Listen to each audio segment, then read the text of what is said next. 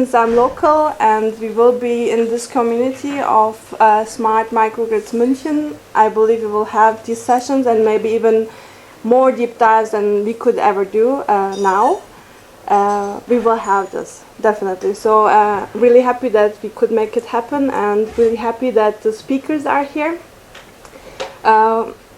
It's just fantastic, and most of these people are actually the ones who inspired me and of whose shoulders and work I said, okay, now is the time to start up, to actually make electricity as clean and free as air. It's possible.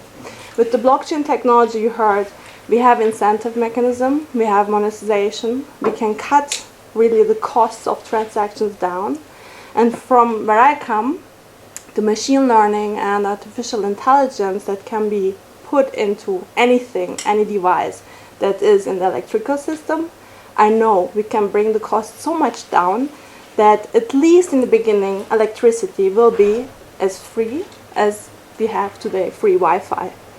So you will, but we need to start somehow today, and that was also a realization that it took almost a year to find a way into the market that would give us cash flow to really start building the system, and at the same time support what we heard in developing countries and these potentials. And we started off with a really rhetorical question: are you making most of your solar rooftop? And we know they don't. We saw that they could do much more if they connected. We saw they could do much more if there is already intelligence in the system that makes sure that the available solar power is used as much as possible and shared as much as possible. And basically we can ask this question anywhere in the world, whether that guy has a pool and an electric car and wants to have a warm and comfortable water degree and his car filled, or whether it's multiple families living under one solar rooftop that are sharing the electricity, or whether it's a line of huts in Goa where actually this whole idea started, that we can and should do it. And actually these are also places that we will get the data that is needed for making an artificial intelligence that at some point really can understand what an electrical system is. Around that time last year I was really frustrated because here in Germany we can get data but only from the transmission systems, and at some point we had to admit to ourselves, even if we see these patterns and if we see it's possible, we have to admit our algorithms will never learn what a failure is, because the last power system outage in Germany was 10 years ago. So, and then in Goa it was literally every couple of hours Wi-Fi would go off and the diesel generator would go on, we would have Wi-Fi, but on the other side of the street people had no electricity at all. So basically last year everything came together: blockchain, the solar power, prices plummeting, and also from the deep learning community, a lot of the models, frameworks are just open source. And the cost of starting up and making this collaboration and this community strive forward have gone down dramatically. So what does AdptEVE, or this AI added energy app, do? It learns locally your energy usage patterns, which are different in any context, in any family, in any home, and it assists in sizing when you want to really help this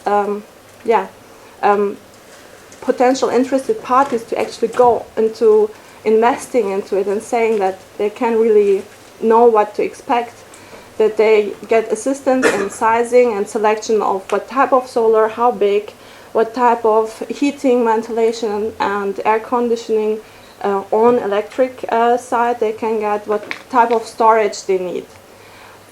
That we can do already today, or that SMAPI can do already today, and that's something we can build on.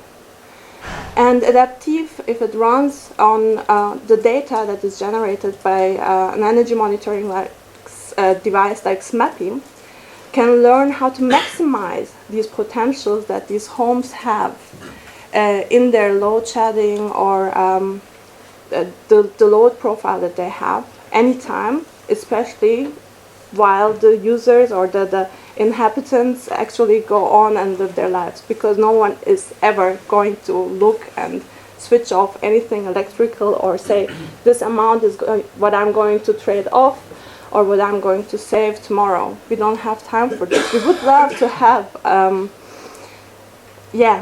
this clean electricity, and we would love to be energy efficient, but don't make me think, and I have other things to do. So we need something that can actually optimize this to our comfort, for savings, and also for revenue. And this whole thing actually becomes possible. But before that, maybe, how many of you are here from the background of machine learning? Okay, we have some. Okay, I have just some teasers for you. But what type of learning do we need? All. So supervised, unsupervised learning that you need for really modeling and creating an understanding of electrical characteristics that these models can map and actually also recognize if something goes wrong or something changes and adapt to it. And also reinforcement learning, because we want to optimize based on the data, and we want to optimize adapted to their local lifestyles, their local environment. And as you saw in the pictures, it's very, very different anywhere where there's a solar rooftop. So now I just have 2 teasers for you, and hopefully in the next meetings or in other meetings, in more machine learning focused meetings, we can go through that. But if you're interested, really come up to me. And these are the type of learning that we're looking into. One is definitely tensor decomposition that helps have this extraction of multidimensional relations that we see in power system data. And that's one thing we have to admit to SMAPI, that they're the only ones on the market that can deliver such high resolution and high quality data for us and for the algorithms to learn from. What type of learning? For reinforcement? Well, last year was also the time where we saw that deep reinforcement learning is really hitting another level of productivity with AlphaGo. And just, I think, weeks after AlphaGo won, this very intuitive and human play of Go, DeepMind, the company behind, deployed a similar, if not maybe the same, network through transfer learning in a data center, which already Google has data centers that are top-notch optimized. You could ask here, but they still could get 40% of their bills. This is the type of efficiency you get when you're data-driven. And as said, everything is open source and everything we can build on. However, of course, it's an adaptation again. Because in electrical systems, we are basically talking about embedded systems, distributed systems. We have streaming data, and we will need to do this on embedded computing resources. So these are all of the questions that shortly after also we brought together this tensor computing for IoT community to look into this. And after that community meeting for 3 days, I was convinced that it is possible. And because the frameworks are already there, they need some adaptation, but we have the computing resources, and it will, the trend is visible. There were some other things that we will get into, and that may probably be our unique selling point at the beginning, that how can we have the know-how and how can we scale this. But one thing, again, was really sticking out. We need the data, and we need the right type of data. And for example, what we get from these smart meters today, this 5-minute data, you can use it for billing, which we now established that in the future you won't bill for the kilowatt hour. You will have different business models. In the developing world, maybe more so, because they're not interested in kilowatt hour electricity. They're interested in getting a livelihood into their rural economies. As said, we need the data and the rest will follow. So I said, okay, we can go out there and I will reach out and we get the data. And as I said, having found SMAPI and that they're already in the market and you can really buy a SMAPI from Amazon was a clear indication for it that there is a ripe market that we can, if we come together and collaborate, really thrive on. So blockchain, what do we use that for? Actually for everything that makes this fun. For bookkeeping, all of these transactions that we can now automate through machine learning. For incentivizing the people to actually participate.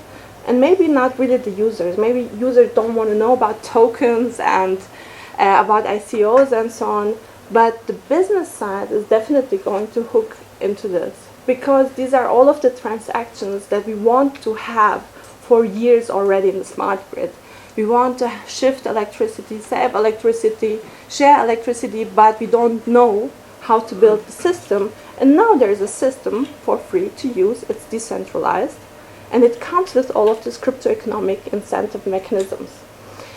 So I would say it's a big waste not to use it. And also we have really drivers like Grid Singularity and their ecosystem to adapt it for the energy sector.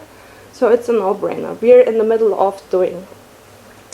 So as I said, these coins or tokens of value are valued actually by energy service providers, by grid operators, and we can even, so you can cash them in, or we can have white label tokens where communities like Sonin community or SMAPI users can actually have these tokens, and the providers of these tokens have a means of monetizing their network effects.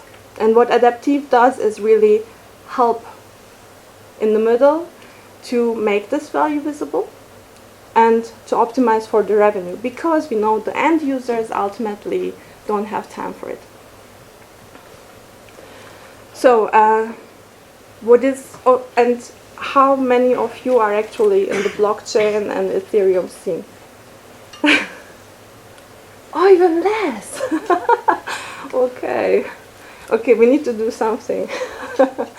But for you guys and maybe for the others who now got more interested, hopefully, AdptEVE in the in the blockchain lingo can be seen as an oracle, something that provides believable, true data to the smart contracts. And we can do that because AdptEVE can plausibilize the data for smart contracts by combining external information, like how much solar radiation is actually there, with a priori knowledge, as Francois put it. How much did they say, or how much we know that this solar installation is capable to provide. But also the power system, and that's a nice thing for machine learners, comes with a lot of physical rules that can be used as a priori knowledge for the models. So add that to the learned patterns that we have a real nice oracle, which only means it's a provable, believable data source. So, and on the other side, we heard about the energy agent. And the energy agent, it's a construct of smart contracts on the blockchain. It can have rules, and with those rules you can already probably cover a lot of the scenarios in an decentralized energy market.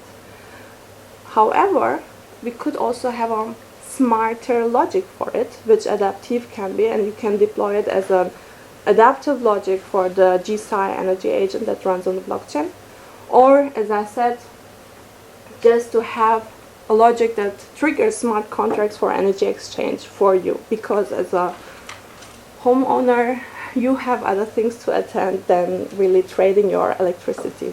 It's already hard trading ether. So we will do that for you, or the algorithms will do that for you. And as I said, this will take some time, and in the beginning we will be in home collaborating with SMAPI, rather helping them or supporting them to get more apps, because this is today doable and needed. But we see where the puck is going, and as there is the saying, you have to skate where the puck is going. Okay. Time? Yeah. Okay. You heard most of it. What I just want to keep is, so inside the home today, or inside the multi-family home, we have a regulation-free space, and we can do the best for the user. There is no one else saying that we cannot do it. We can connect all of these homes together. It's a technical possibility that is today, and grid singularity has shown them. We can have a really adaptive logic with AdptEVE into the systems, but today that depends on regulation. So there's one thing we need to prove. We need to give the regulators data-driven facts that this actually saves energy users and the environment, and this is the future of the electricity markets. And you heard of electricity, which is basically from a software point is the same. It's the same as what we do here. We can do with solar home systems that are really just connected with a wire across to the next hut. It will need the same logic, or it can benefit from the same logic of optimization, of automated optimization. And what we have here for comfort, maybe in developing worlds, is even necessary, because the user interfaces need to be very intuitive or totally automated from the start. That's it. As I said, I'm sorry, just 1 more minute. As I said, this is what we focus on, and this is why there is a startup. We're going to figure out how we can make AdptEVE really adapt at optimizing electrical systems, and we start with small, understandable systems like a home, like a street, like a village. And during that time, we also want to help our ecosystem partners to really get everything out of this market that they can. But once we have that, it's clear you can set this logic into anything that is electrical, any component that switches any electrical thing. From the switch here in the lighting room to, you have a MacBook here, they have adapters that have microprocessors on it. We just need to get it small enough, and I know that's also possible. And also energy optimized processes in industries, it's a big thing. And I would only go there after I have a proof point that this thing really can learn and adapt and understand electrical systems, because it has seen a lot of phenomena. And we can do that if we really help actually in this agile electrification processes in the developing worlds, because there we learn a lot, or the algorithms learn a lot what electricity system is actually. And at the end, with this, we can have a truly adaptive grid. And I believe that we will go there. And it will take a long time. So maybe we have a proof point in 1 or 2 years here, and we'll go step by step. But all of the other paths are really more spin-offs than a thing on the roadmap. And this is where I want to leave off, and where Freelio actually comes from, because we believe that, as the big guy said, really all people everywhere should have access to free electricity. And Chris Anderson said every industry that becomes digital becomes eventually free. And well, there are much more fun business models than billing for the kilowatt hour. And I believe we've seen people really also on the business in the field, local, and I know people here in Munich that are really going for new business models for electricity users that are way more fun and bring us really far. Now I'm